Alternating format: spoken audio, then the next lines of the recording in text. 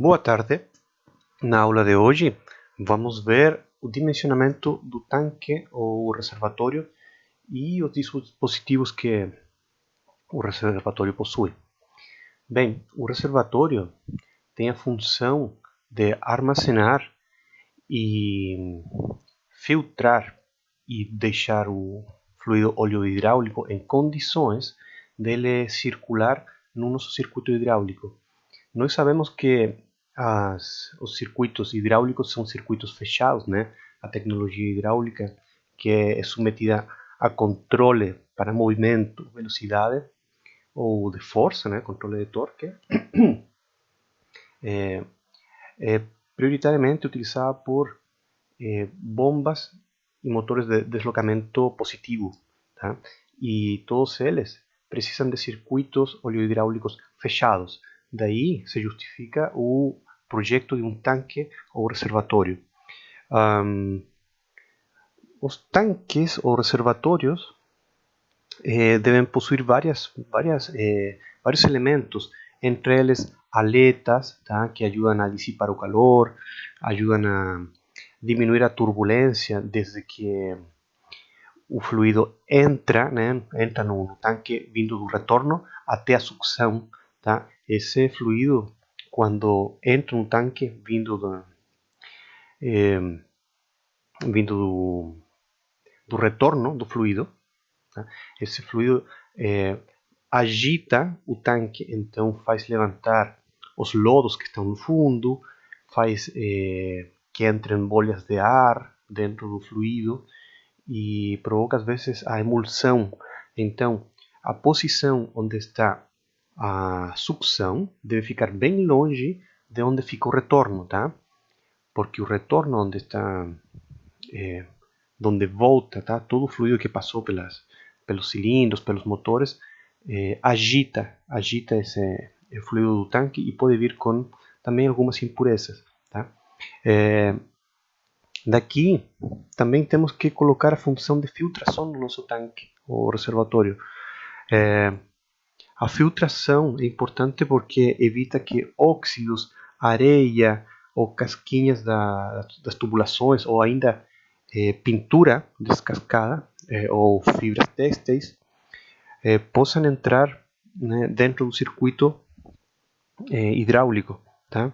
Outras partículas indesejáveis, né, são partículas adesivas vindas de juntas, de selos, tá? Também partículas metálicas que vêm do desgaste por fricção entre os movimentos relativos dos elementos mecânicos, como bombas de paletas, válvulas, os mesmos motores, tá? Também existem problemas químicos, tá? Como os produtos que são ácidos que vêm da descomposição do óleo. E isso traz como consequência contaminação e lodos, tá? Esses lodos que ficam alojados na base do nosso tanque. Também temos alguns selos elastoméricos, tá? Ou plásticos em todas essas juntas que vimos, por exemplo, as uniões que servem para absorver talvez movimentos relativos ou que servem para evitar a vazão do fluido para fora, tá? Eles também sofrem um desgaste. O contato com o óleo faz com que esses polímeros fiquem duros, se quebrem e soltem pequenas partículas que não são desejáveis, né? Terminam ficando também como lodos ou acidificam o fluido oleohidráulico, modifica a viscosidade, né? Então, também é importante verificar o tempo de troca do óleo, tá? É importante considerar as manutenções predictivas, tá? Então, isso quer dizer, dentro dos tipos de manutenções predictivas, tem uma que nós já temos datados cada dia marcado nos quais deveríamos fazer a troca de óleo, tá? Pode ser uma vez por ano, 2 vezes por ano, igual que nosso carro, tá? Devemos cuidar o óleo do carro também, devemos cuidar o fluido óleo hidráulico nos sistemas hidráulicos. Bom, vamos começar a aula revisando como se faz o projeto de dimensionamento do reservatório, considerando que nosso reservatório deve ter uma função de liberação do calor, tá? Mas não sempre o projeto por dissipação térmica é o mais adequado. Então eu vou passar para vocês os critérios mais usados, tá? Para dimensionamento do nosso tanque. Vejam aqui, eu vou escrever, temos recomendações da Joint Industry Conference, JIC, que diz, JIC,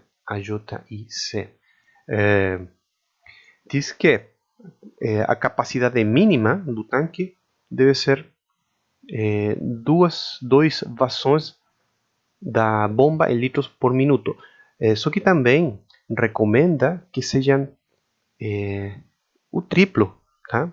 Então, nós vamos ficar com a recomendação mais segura, tá? Coloquemos que a capacidade ou vazão do tanque ou do reservatório. Não vou utilizar a letra Q, né? É porque é volume, né? Vou colocar volume do reservatório.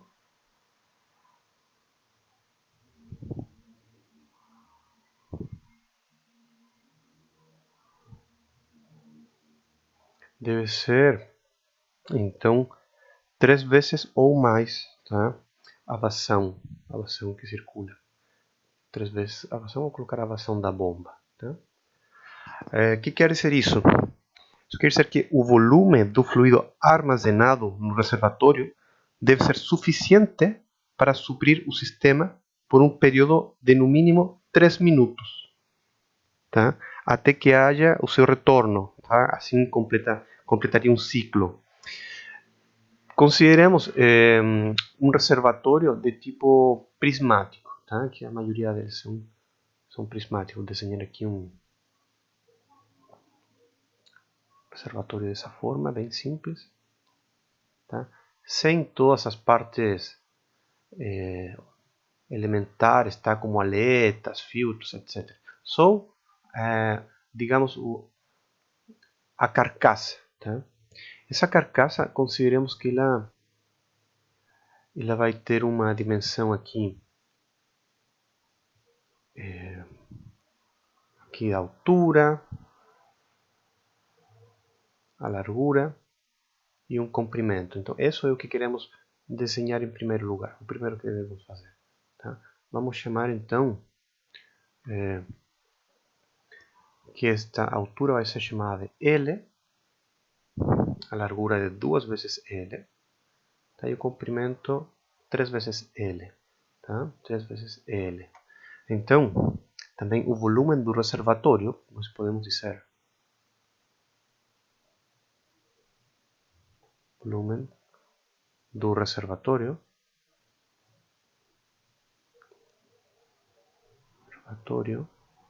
deve seguir a relação, ou não deve seguir, é recomendado que siga a relação 3L é a 2L é a L, tá?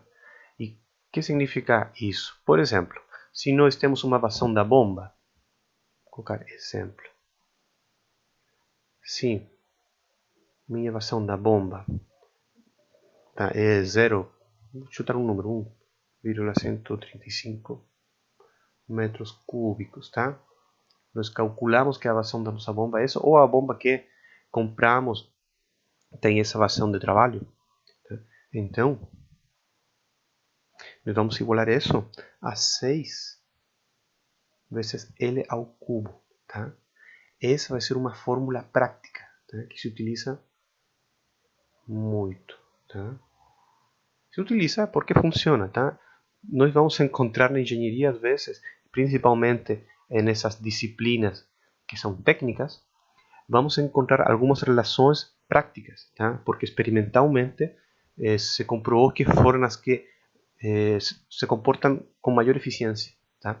Então não tem uma demonstração matemática elegante, tá? Mas é o que experimentalmente se demonstrou que funciona, tá? Então temos esta relação, tá? Que devemos guardar. E daí nós vamos ter que deixar em evidência nosso L, né? Então vai ser a raiz cúbica, né, de 0,135 metros cúbicos, tá? Isso nos vai dar com que L vai ser 28,2, só que agora em centímetros, tá? Passei diretamente para centímetros, tá? Então, nossa relação de dimensionamento para o tanque vai ficar 3 vezes L vezes EA, 2 vezes L, EA 1 vezes L, tá? Esse daqui, essa relação já nos dá como ficaria o dimensionamento.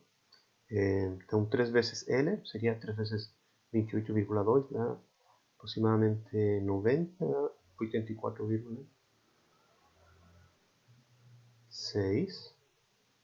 EA 2 vezes L, 56, perdão, aqui, 4,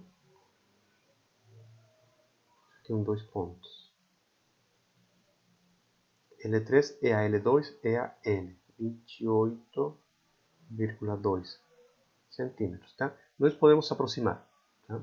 O importante é que esse volume do nosso reservatório seja o mínimo, tá? Esse volume aqui é recomendado como daqui para cima, tá? Não pode ser menor do que isso.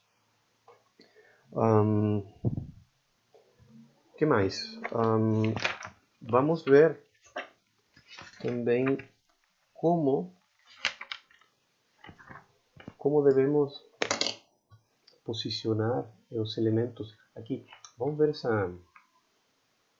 slide, tá? Então, temos que, além desse projeto dimensional, tá? Devemos considerar vários detalhes como suportes, tá? Por exemplo, esses suportes, veja que faz com que o nosso reservatório fique isolado do chão. Isso permite uma maior dissipação térmica do calor, tá? Temos algumas placas, tá? Aqui temos placa de montagem que seria tampa, e temos aqui uma placa chamada de chicana, uma placa intermediária. Podemos ter mais, tá? Em tanques industriais maiores temos muitas mais dessas placas, e serve tanto para dissipação térmica quanto para que o fluido desde a entrada aqui do tanque até a saída, esse fluido fique sem estar turbulento, tá? Que fique num regime laminar, tá? Ou em repouso. Outra ideia também é que já todas as bolhas de ar flutuem antes, né, de chegar na sucção, tá? Então,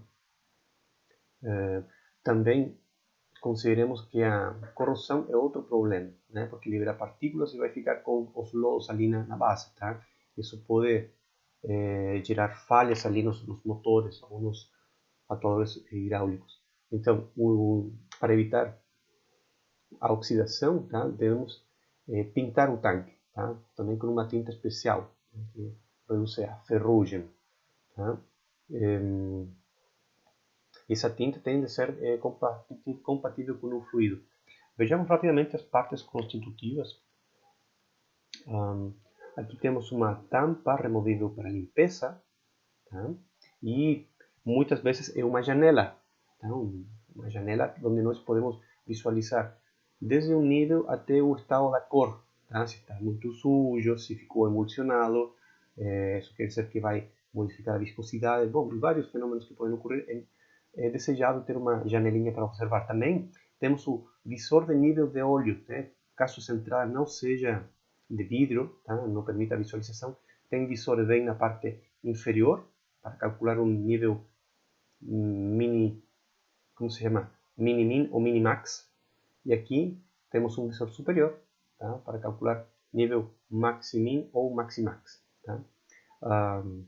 Quando falo mini-min ou mini-max, quer dizer que quando está usando esse visor, vamos estar em um nível mínimo, E quando o nível está aqui na borda inferior, vai estar no nível mínimo do mínimo, né? Aqui, quando o visor estiver totalmente cheio, vamos ter um nível máximo dentro do mínimo. Então, diríamos que estamos na reserva. Tá? Ainda podemos fazer funcionar um pouquinho, né? Igual que a gasolina no nosso carro. Estamos na reserva, podemos andar mais um pouquinho, mas é só para chegar no posto de gasolina, né?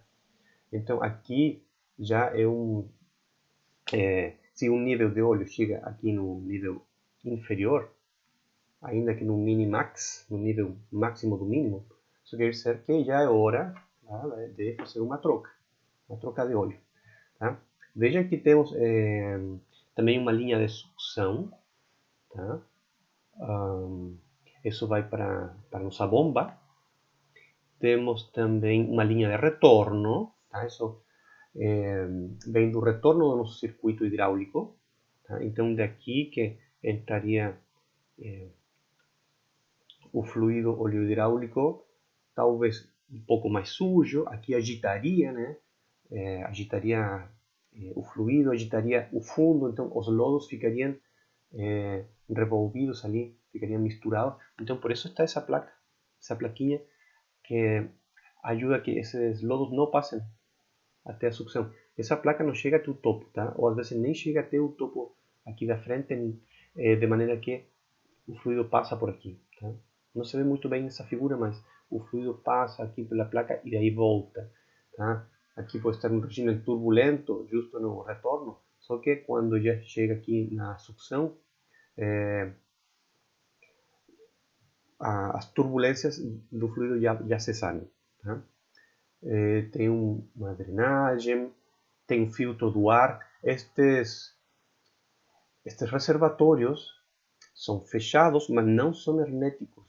Temos que ter uma entrada de ar. Tá? Se não tivéssemos entrada de ar, o vácuo vai fazer com que a sucção da bomba se veja atrapalhada. Tá? Então tem que ter saída ao ar. A pressão atmosférica tem que estar aqui reinando na superfície do fluido. Então a abertura para o ar precisa de filtros. Tá? Inclusive, dependendo do nosso sistema de montagem, tem que ser colocados filtros em forma de cone, de maneira a evitar que os passarinhos façam ninhos, tá? Que é comum, é engraçado, mas é comum, né? Que tem alguns filtros em forma de casinha e já os bichinhos começam a fazer colocar os ovos, né? E fazem cocô e estragam aí tudo que é a qualidade do óleo. Tá? Então tem que ter assim uma proteção além do filtro de malha, que pode ser de vários materiais, pode ser de plástico, de malha de aço, de testes. Tá? Além do mesmo filtro, tem que ter uma proteção, tipo uma casinha. Deixa eu pegar aqui uma caneta para mostrar como seria a ideia. Visto de lado, né? Aqui temos o que seria a parte do filtro de entrada de ar. Tá? O filtro mesmo. E nós temos que colocar então uma proteção aí para quê? Para que não entrem os bichinhos, porque geralmente, ou não geralmente, ocorre que às vezes esse filtro você coloca só aqui tipo um teto para que não, aqui, aí melhor, tá? Para que não entrem partículas que estão aqui caindo do ar de cima, né? Poeira, etc. Só que é aqui onde os passarinhos entram e fazem os ninhos, né? Aqui entram e fazem os ninhos. Então, para que não ocorra, é melhor colocar uma forma de cone. Tá? Ou pode ser qualquer outra geometria que impeça que os bichinhos entrem. Tá? Os passarinhos entrem. E qualquer, sei lá, também ratos. Tá? Não é comum, não é incomum encontrar animais que entram por aqui.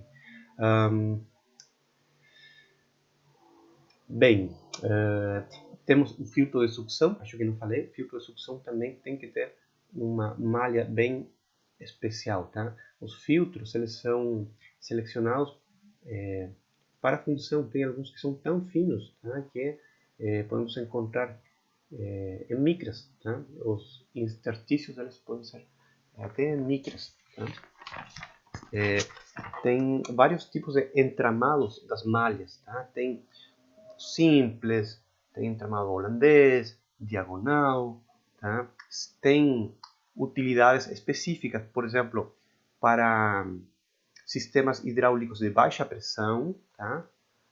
Por exemplo, temos de 100 a 150 micras, tá? Para sistemas hidráulicos de aproximadamente 70 kPa/cm², temos 50 micras, e assim vai, tá? É bom que vocês consultem os vendedores especialistas, tá? Eles já recomendam todos os sistemas. Muitos deles já fabricam ou vendem o projeto completo, tá? Mas de todos modos, vocês que são engenheiros de controle e automação devem ter essas noções, tá? Cada parte, cada elemento mecânico tem uma função e tem uma especificidade, tá? Não vão colocar qualquer filtro, tá? Não coloquem qualquer tamanho de chicana, tá? Não qualquer tipo de óleo serve, tá?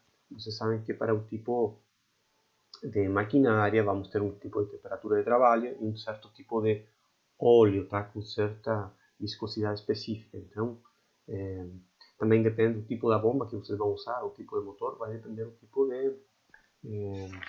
de óleo, tá? E os tipos de filtros, tá? Bem, vamos no slide seguinte. Aqui falei mais especificamente do que eu falei assim bem por cima, né? Esse layout serve para manutenção do fluido, tá? Então, o fundo do tanque é feito para que o óleo possa ser drenado, né, por um bujão de drenagem, esse daqui, né? Está na base, tá? Tampas de fáceis de remoção, fácil de remover, tá? Todas as placas, tá? Permitem ser manipuladas, tá? O uso de visores, eu já falei a importância, tá? E também, quando nós realizamos o abastecimento do fluido, tá? Também tem que existir um filtro, tá? Um filtro que evite a entrada de partículas durante o abastecimento. Então, filtro por toda parte. Bem, a chicana, que é uma sorte de paleta, ou não paleta, aleta de dissipação de calor, além de dissipar calor, também serve para separar a sucção do retorno, tá? E isso serve basicamente para evitar que a turbulência entre na sucção da nossa bomba, tá? Porque se o fluido óleo hidráulico entra turbulento, vai entrar com ar. Se entra com ar, a nossa taxa de compressão e a força gerada vai ser totalmente errática, tá? Vai ser de controle, não vai ser aquela que nós projetamos, tá? A xícara também permite que os materiais, aqueles que falei bem no comecinho, como escamas de pintura, como lodos, como óxidos, sejam decantados para o fundo, tá? Não cheguem na sucção da bomba. Ajuda a separar ar do fluido, né, como falei, e, bom, normalmente age como um dissipador de calor, né, porque são paredes com superfícies ativas de dissipação de calor, e além que temos sempre um fluxo, um movimento de fluido, você também vai ter um número de Reynolds, né, que vai promover a dissipação do calor. Aqui se vê muito mais claro o que eu estava falando, que a linha de sucção, né, e temos o filtro aqui, deve ficar bem separado, ou no outro extremo, da linha de retorno, né? Aqui se chama retorno porque o fluido está voltando do nosso circuito hidráulico, tá? Pode vir com impurezas, tá? Pode vir com algumas bolhas de ar, tá? Pode ser que em alguma junta esteja entrando ar. E às vezes temos também alguns sistemas que são chamados de filtração por derrame, que quer dizer que essa tubulação de retorno não chega aqui no fundo, sino que chega até aqui em cima. Então, quando entra, também entram partículas, bolinhas de ar. Tá? Então, essas bolinhas de ar, no caso de usar sistemas de filtração por derrame, já tem que ficar aqui, tem que subir. Tá? Todas essas bolinhas têm que subir, tá? Para que na área de sucção não existem bolhas de ar. Também, de propósito, se coloca a linha de retorno quando chega até aqui. Tá? Se coloca pertinho aqui da parede, porque isso diminui o número de Reynolds. Tá? Aqui, o fluxo de retorno é direcionado para as paredes do reservatório. Tá? Então, diminui essa turbulência. Então, quando o fluido está nessa parte, está limpinho, não é turbulento, está refrigerado. Tá? Não tem lodos também. Viram? Então, essa placa é chicana, tá? Perdão. Deve, então, separar sucção do retorno, tá? Deve ajudar, então, ou ajuda, tá? Para diminuir a turbulência e ajuda que as bolinhas de ar fiquem aqui do lado do retorno, não vão para a sucção. E acho que é isso basicamente, tá? Olhando desde cima, nosso tanque, vejam como essas aletas são distribuídas de maneira que a velocidade do fluido, tá? E a turbulência seja diminuída. Né? Ele faz este caminho até chegar à nossa sucção. Tá? O fluido, quando chega nessa sucção, já vai estar livre de partículas flutuantes. Tá?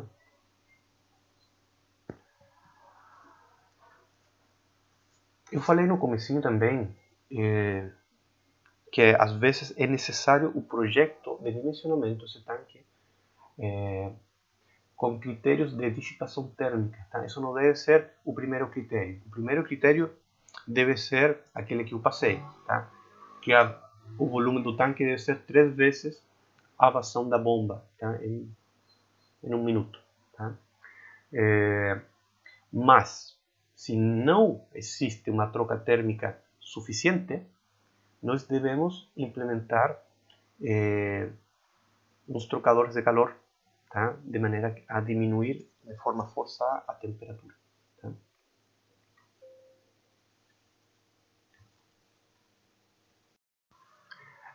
Então, os trocadores de calor, eles, quando são necessários, tá? Vamos encontrar de dois tipos: os trocadores óleo-ar e os trocadores óleo-água. Tá? O que aconteceu aqui? Aí sim. Tá? Então, vamos ver o primeiro tipo, os trocadores de calor óleo-ar. Eles são conhecidos como radiadores. Tá? Eles são usados onde não há disponibilidade de água ou a unidade é móvel, tá? Como veículos retroescavadores, empilhadeiras ou sistemas ao ar livre, tá? Como funcionam? Basicamente temos um ventilador que ventila uns tubos pelos quais o óleo circula, tá? Então isso provoca o resfriamento, tá? Temos que, nesses casos, o coeficiente de troca térmica é relativamente baixo, tá? Não é tão alto assim. Mas nos outros tipos de trocadores de calor óleo-água, eles têm, tá, um coeficiente de troca térmica muito maior, tá? Então faz com que a dissipação de calor seja muito maior, muito mais eficiente. Tá? Esses trocadores de calor também são conhecidos como shell and tube. Esse shell quer dizer casca, que se refere aqui ao tanque exterior, a carcaça exterior, e dentro da carcaça tem os tubos. Tá? Nesses tubos, então, no interior desses tubos passa o fluido óleo hidráulico e por fora delas passa a água. Vejam, colocar a caneta, aqui temos a entrada do óleo e entra por esses tubos e recirculam, né? Eles entram, voltam, tá? E na parte inferior também. tá? Eles circulam, tá? E na parte exterior dos tubos temos a circulação de água por aqui entre os tubos, aqui, tá? Em todos esses interstícios a água passa, tá? Essa água aqui tem uma entrada e uma saída, tá? Então essa água entra nesse sentido, tá? E o fluido óleo hidráulico tem, tá? Opa, perdão, tem uma entrada por aqui e tem a saída por aqui, tá? Isso aí, tem uma saída por aqui. Todos esses vão nessa direção, tá? E esses aqui vão nessa direção da direita. Também é interessante que nós podemos controlar a temperatura da água, tá? E controlar então a viscosidade específica do nosso fluido. E em regiões onde as temperaturas são muito baixas, é comum aquecer a água, tá? Porque a temperatura baixa tanto em algumas regiões que o fluido tem dificuldade em fluir, tá? Vou colocar o exemplo aí dos tanques alemães na invasão à Rússia, né? Os tanques não funcionavam, tá? Uns 20 a 40 graus Celsius negativos, tá? As máquinas pararam, tá? Então o frio faz com que se congele tudo. E no caso do óleo, faz com que a viscosidade fique tão alta que não flui, tá? Bom, vamos ver alguns conceitos importantes relacionados aos filtros, tá? A função principal dos filtros é filtrar qualquer contaminante que seja insolúvel, né? Existem dois tipos de filtros, os químicos e os mecânicos. Os químicos são utilizados em raras ocasiões, tá? Quando é necessário uma limpeza absoluta do fluido, tá? Ou seja, anulação da acidez ou alcalinidade, etc. Tá? O filtro químico ele é um reator, tá? Que quando entra em contato com o óleo gera uma reação química, transforma substâncias não desejadas em outras substâncias que são eliminadas do circuito, tá? E deixa só separado e dentro do circuito, né, para entrar do circuito só ao óleo, tá? Só o óleo puro. Já os filtros mecânicos são utilizados sempre nestes sistemas circuito fechado de óleo hidráulicos, né? Estes filtros são tão importantes que são responsáveis pela vida útil, tá, das peças do circuito. Muitas, ou seja, partículas muito pequenas, tá, têm grandes efeitos no desempenho dos dispositivos e na função hidráulica, tá? Por exemplo, isso é tão importante que tem uma rama da engenharia que estuda unicamente os fenômenos que ocorrem nas máquinas devido às impurezas, tá? Essa rama é chamada de reologia, tá? E tem outros nomes também, mas basicamente é utilizada para poder planificar quando serão feitas as manutenções, tá? É importante para uma manutenção preditiva ou também uma manutenção que conserte, que seja para consertar, também serve porque, vejam que analisando o fluido e os tipos de partículas que estão ali, nós podemos saber onde que a máquina falhou, né? Caso já a máquina tenha parado, tá? Mas no caso do planejamento de manutenção, nós podemos ver que uma máquina pode estar, por exemplo, se tem partículas de aço ao manganeso, quer dizer que as bolinhas dos rolamentos estão sendo desgastadas.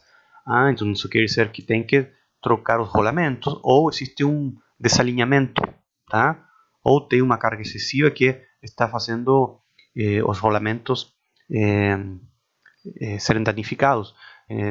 Também se tem outro tipo de material, por exemplo, borracha, quer dizer, os O-rings ou os selos estão velhos, têm que ser trocados, e assim vai. É uma ciência tão desenvolvida e tão exata que podem saber quando que a máquina vai falhar, tá? Se não é feita a manutenção correspondente.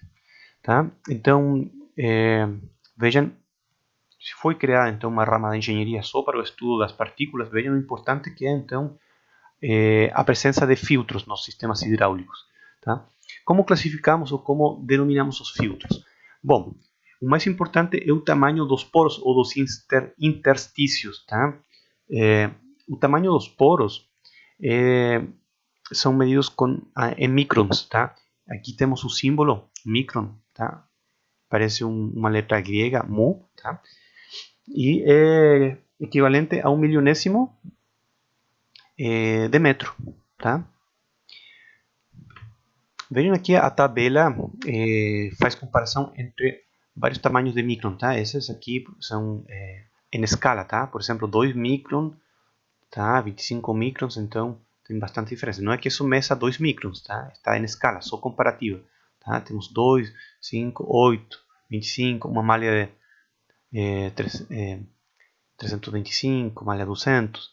Vejam aqui medidas das telas, tá? Aqui estamos uma denominação de número de malhas por centímetros, tá? Essa outra denominação é o número de malha, tá? E a abertura do interstício, tá? Em milímetros, e a mesma abertura em microns. Agora, quando especificamos um filtro em microns, tá? Nós estamos dando a especificação nominal, tá? Assim, um filtro de 10 microns, por exemplo, não vai deixar passar partículas maiores desse tamanho, embora possa existir a possibilidade de que existam porosidades de abertura indesejada, tá? Então, daí que aparece o termo de especificação absoluta ou efetiva do tamanho do filtro. Ali, por exemplo, essa especificação absoluta diz que não vai passar nenhuma partícula acima daquela especificada, tá? Com certeza absoluta, tá? Por exemplo, aqui um filtro de 10 microns pode ser que passem algumas partículas de 25, tá? Mas se diz que essa malha de 10 microns tem uma especificação absoluta de 25, porque não vai passar nenhuma partícula acima de 25, garantidos, tá? Também temos vários tipos de filtros, cada um com uma vazão aconselhada. Vejam que o filtro, principalmente na sucção, é um dos principais elementos de carga. Ou seja, vamos ter uma dificuldade para a nossa bomba. Tá? Colocando um filtro, a nossa bomba vai ter uma dificuldade para gerar vazão, tá? E também o filtro vai se apresentar como um elemento de carga importantíssimo, tá? Então, cuidado ao projetar esses sistemas e principalmente quando determinamos a queda de carga ao longo da tubulação, um dos elementos mais críticos são os filtros, tá?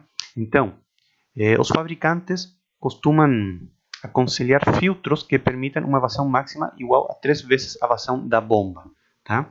Então, esse tamanho de filtro asseguraria um bom uso, tá? Um bom funcionamento da nossa bomba e também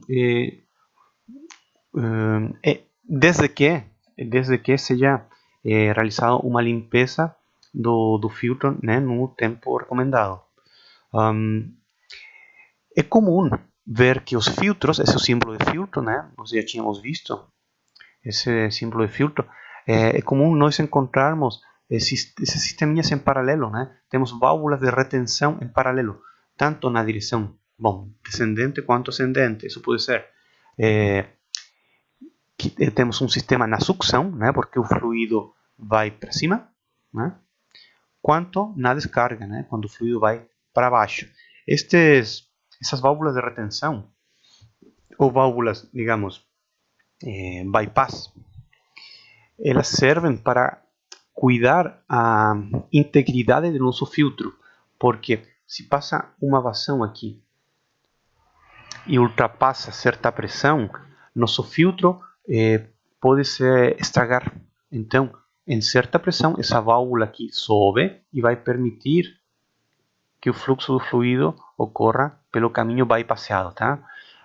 Nessa direção também, que é de retorno, né? Se a pressão de retorno é muito alta, então essa valvulinha vai recuar e vai permitir que o fluxo passe por aqui, evitando a falha catastrófica do nosso filtro, tá? Que às vezes é mais importante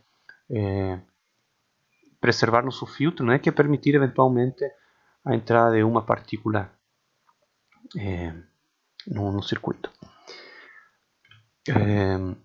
Nós encontramos filtros em várias partes do nosso circuito, né? Como eu estava antecipando. Aqui encontramos filtros na linha de sucção, aqui na linha de sucção,